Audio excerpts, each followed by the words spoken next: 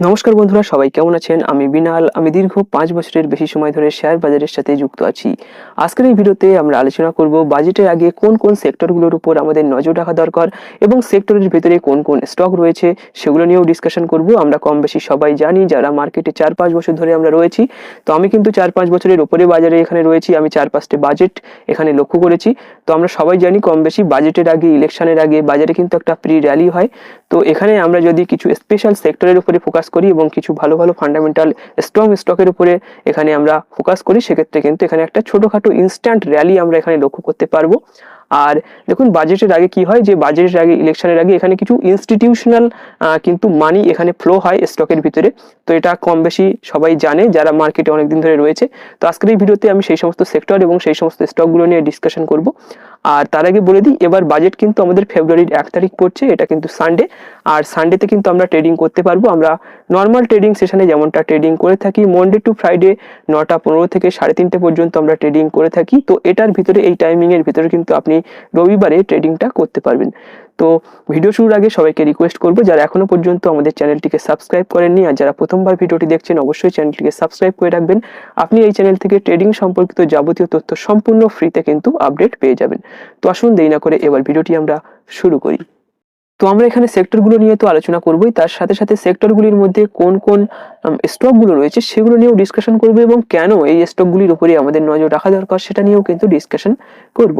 তো কি বলছে আসুন দেখে নিই। ফার্স্ট আমাদের এখানে যে সেক্টরটি এখানে দেখতে পাচ্ছি আমরা, সেক্টরটির নাম হচ্ছে প্রতিরক্ষা এবং মহাকাশ, ডিফেন্স অ্যান্ড এরোস্পেস।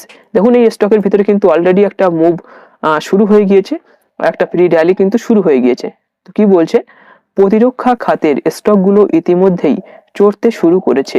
বিশ্লেষকরা আশা করছেন এই খাতে দেশীয় সংগ্রহের জন্য বরাদ্দ 15 থেকে 20% বৃদ্ধি পেতে পারে। দেখুন, এই যখনই এই ব্যাপারগুলো বলা হবে যে কোন খাতে কত পার্সেন্ট বরাদ্দ করা হচ্ছে, যখন লাইভ মার্কেটে চলবে, মানে যখন বাজেটটা চলবে, সেই সময় আপনি লক্ষ্য করবেন এবং একদম ডিরেক্টলি চার্টটা খুলবেন, খুলে দেখবেন যে সেখানে কি হচ্ছে। সেখানে কিন্তু একটা প্রচন্ড ভোলাটিলিটি লক্ষ্য করতে পারবেন। যে সেক্টরটা সম্পর্কে ভালো কিছু বলবে, তখন সেই সেক্টরটা কিন্তু খুব দ্রুত পাম্প হওয়া শুরু হয়ে যাবে। আবার যে সেক্টরটা নিয়ে মানে কোনো কিছু খারাপ কিছু এখানে বলা হবে, সেটা নিয়ে কিন্তু আপনি দেখতে পারবেন যে সেখানে কিন্তু আস্তে আস্তে স্টকটি নিচে আসা শুরু হয়েছে।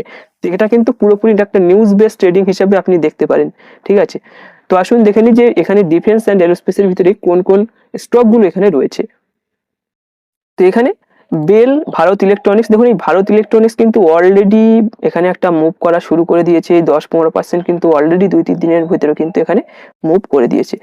আর নেক্সট এটা হচ্ছে হল, হিন্দুস্তান অ্যারোনটিক্স। দেখুন, এটা উপরে যাওয়ার পিছনে, মানে এই হল আর বেল, এই দুটো উপরে যাওয়ার পিছনে কিন্তু আলাদা একটা এখানে রিজন রয়েছে, যেটা আমি সংক্ষেপে একবার বলে দিই। যে ভারতের সাথে ইউরোপীয় দেশের কিন্তু, ইউরোপীয় দেশে ভারত তাদের বিজনেস করতে পারবে, এটা নিয়ে কিন্তু একটা চুক্তি হয়েছে।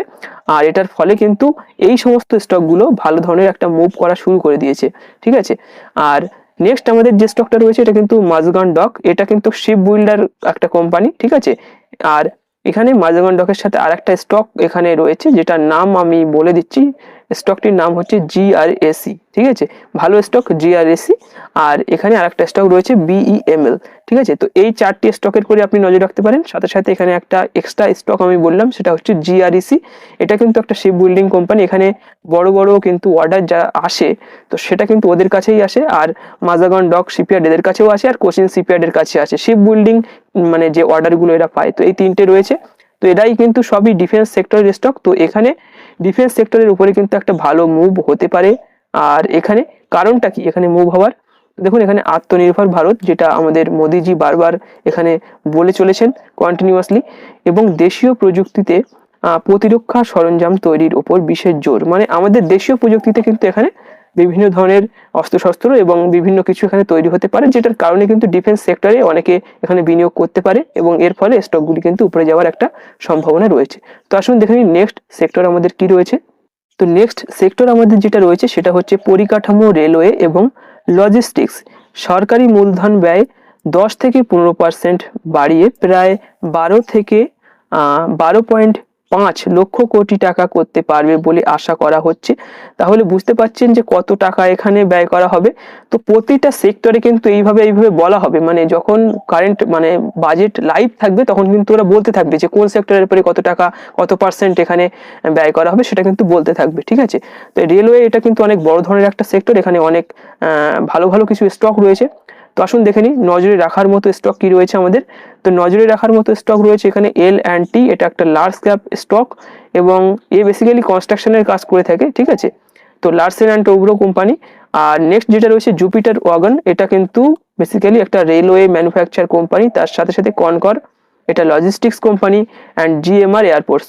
তো এই স্টকগুলোর উপরে নজর রাখবেন। এখানে যে স্টকগুলো রয়েছে L&T, Jupiter Wagons, Concor and GMR airports. ঠিক আছে, এটা আমাদের ফার্স্ট স্টেপ। এবং সেকেন্ড স্টেপে আমরা কোন স্টকগুলোর উপরে নজর রাখবো, যেগুলো সিমেন্ট নির্মাণ সামগ্রী তৈরি করে, সিমেন্ট প্রস্তুত করে, সিমেন্ট ম্যানুফ্যাকচার করে। এরা কি করে, রাস্তা এবং আবাসন প্রকল্পের বৃদ্ধির কারণে, তো এখানে যে সমস্ত রাস্তাগুলো তৈরি হচ্ছে, এখন আমরা সবাই দেখছি কংক্রিটের রোড কিন্তু গ্রাম অঞ্চলে তৈরি হচ্ছে, সেখানে কিন্তু সিমেন্ট প্রচুর পরিমাণে ব্যবহার হচ্ছে। তো সেটার কারণে আপনি দেখতে পারেন এখানে আল্ট্রাটেক সিমেন্ট রয়েছে, অম্বুজা সিমেন্ট রয়েছে, শ্রী সিমেন্ট রয়েছে। তো এখানে যে স্টকগুলো এখানে নিয়ে এসেছি, এগুলো কিন্তু বেসিক্যালি এদের ফান্ডামেন্টালটা ভালো রয়েছে। তো এই সেক্টরগুলো কিন্তু এখানে একটা বুস্ট আমরা লক্ষ্য করতে পারি। তো আসুন দেখে নিই নেক্সট আমাদের সেক্টর কি রয়েছে। আমাদের নেক্সট যে সেক্টরটা রয়েছে, সেক্টরটির নাম হচ্ছে গ্রিন এনার্জি অ্যান্ড বিদ্যুৎ এবং বিদ্যুৎ। দেখুন এখানে গ্রিন এনার্জি অ্যান্ড পাওয়ার। আর এই সেক্টরটি কিন্তু এই মুহূর্তে একটা টপ সেক্টর। এখানে কিন্তু ভারত সরকার প্রচন্ড পরিমাণে জোর দিচ্ছে। এখানে আপনি দেখতে পাচ্ছেন যে বিভিন্ন সোলার প্যানেল তৈরি করা হচ্ছে বিভিন্ন জায়গায়। তার সাথে সাথে এখন যে ইলেকট্রনিক্স ভেহিকেলগুলো রয়েছে, বিভিন্ন স্কুটি, বাইক, এগুলো কিন্তু আগে কিন্তু এদের প্রচলন অতটা বেশি ছিল না। আমাদের কিন্তু আশেপাশে আমরা যা কিছু দেখতাম সবই কিন্তু ডিজেল পেট্রোলের গাড়ি দেখতাম। এখন কিন্তু কম বেশি আশেপাশে লক্ষ্য করা যাচ্ছে যে বিভিন্ন ধরনের স্কুটি, বাইক, এগুলো কিন্তু ব্যাটারি তৈরি হয়েছে। তার সাথে সাথে ইলেকট্রিক বাসও কিন্তু মার্কেটে চলে এসছে। তো গ্রিন এনার্জি কিন্তু ভারতে একটা ভালো ধরনের এখানে এদের কিন্তু একটা ডেভেলপমেন্ট হতে পারে, সেটা কিন্তু আমারও মনে হচ্ছে। আর ভারত সরকার কিন্তু এটা নিয়ে প্রচন্ড পরিমাণ জোর দিচ্ছে। তো কি বলছে, green hydrogen, battery storage, EV. তো এটা ইলেকট্রনিক্স যে ভেহিকেলগুলো রয়েছে সেটার কথা বলা হচ্ছে। ইভি চার্জিং পরিকাঠামোর জন্য বড় ঘোষণার সম্ভাবনা রয়েছে। তো এটার পরে কিন্তু প্রচন্ড পরিমাণে জোর দিচ্ছে। অপ্রচলিত শক্তি যেগুলো রয়েছে সেগুলোকে ব্যবহার করে কিন্তু এখানে আবার কাজ করার কথা এখানে ভাবা হচ্ছে। আচ্ছা, তো এখানে ফার্স্ট পয়েন্ট আমাদের কি বলছে, নজরে রাখার মতন স্টক। কোন কোন স্টকগুলোকে আমরা নজরে এখানে রাখতে পারি। তো এখানে আমাদের ফার্স্ট স্টক রয়েছে NTPC। ঠিক আছে, next stock JSW energy, Tata power, NHPC। তো এইগুলো এরা কিন্তু সবই গ্রিন এনার্জির কোম্পানি, এর সাথে সাথে আদানি গ্রিন। তো এখন আমি বলবো না যে আদানির কোনো স্টকে এই মুহূর্তে ইনভেস্টমেন্ট করতে, ওখানে কিন্তু খুব বাজে একটা নিউজ ওদের ভিতরে চলে এসছে। আমি বেশি ডিসকাশন আর করতে চাচ্ছি না, আমি এখানে এটা নিয়ে ডিসকাশন করছি বলে। তো ওই আদানি গ্রিনে কিন্তু ইনভেস্টমেন্ট করবেন না। যে সমস্ত স্টকগুলো এখানে আমি নিয়ে এসেছি, এই সমস্ত স্টকগুলোকে আপনি চাইলে এখানে চিন্তা ভাবনা করে দেখতে পারেন। নেক্সট এখানে বলছে ধাতু শিল্প। গ্রিন টেকনোলজিতে তামার চাহিদার কারণে হিন্দুস্তান কপার। তো আমরা এখানে দেখতে পাচ্ছি যে হিন্দুস্তান কপারের মধ্যে কি পরিমাণ মুভ এখানে লক্ষ্য করা যাচ্ছে। প্রতিদিনই কিন্তু এই হিন্দুস্তান কপার এই স্টকটি 5%, 7% করে মুভ করছে। তো আপনি দেখে থাকবেন চার্টে, এই হিন্দুস্তান কপার কিন্তু একদম টপ গেইনারে সবসময় উঠেই রয়েছে। এটা কিন্তু গ্রিন এনার্জির ভিতরে পড়ে এই সেক্টরটি। আর এখানে তামার চাহিদা তো রয়েছে, কেননা এখানে বিভিন্ন যে আমরা ইলেকট্রনিক্স যে এখানে ডিভাইসগুলো রয়েছে সেগুলোতে কিন্তু তামা ব্যবহার হচ্ছে। ঠিক আছে, তো এটার দিকে কিন্তু নজর রাখবেন একটু, ধাতু শিল্পের হিন্দুস্তান কপারের উপরে। তার সাথে সাথে এখানে বেদান্তার দিকেও কিন্তু আপনি নজর রাখতে পারেন। তো এই সমস্ত স্টকগুলো কিন্তু ভালো ধরনের একটা বুস্ট এদের ভিতরে আসার সম্ভাবনা রয়েছে এবং অলরেডি কিছু কিছু স্টকের ভিতরে কিন্তু আমরা মুভ এখানে লক্ষ্য করতে পারছি। আসুন দেখে নিই নেক্সট সেক্টর কি রয়েছে যেখানে আমরা নজর রাখতে পারি। তো আমাদের নেক্সট সেক্টর যেটা রয়েছে এটা হচ্ছে কৃষি এবং গ্রামীণ অর্থনীতি। তো এটার পরেও কিন্তু আমাদের নজর রাখা দরকার। গ্রামীণ অর্থনীতিতে গতি ফেরাতে সরকার PM কিষাণ প্রকল্পের সুবিধা বাড়াতে পারে। ঠিক আছে, তো এখানে কি বলছে, নজরে রাখার মতন কি কি স্টক এখানে রয়েছে, UPL, করমন্ডল ইন্টারন্যাশনাল। ঠিক আছে, তারপর এখানে যেটা রয়েছে এটা হচ্ছে ধানুকা এগ্রিটেক। তো কৃষি এই সেক্টরের যে সমস্ত স্টকগুলো রয়েছে এগুলোর উপরে নজর রাখতে পারেন।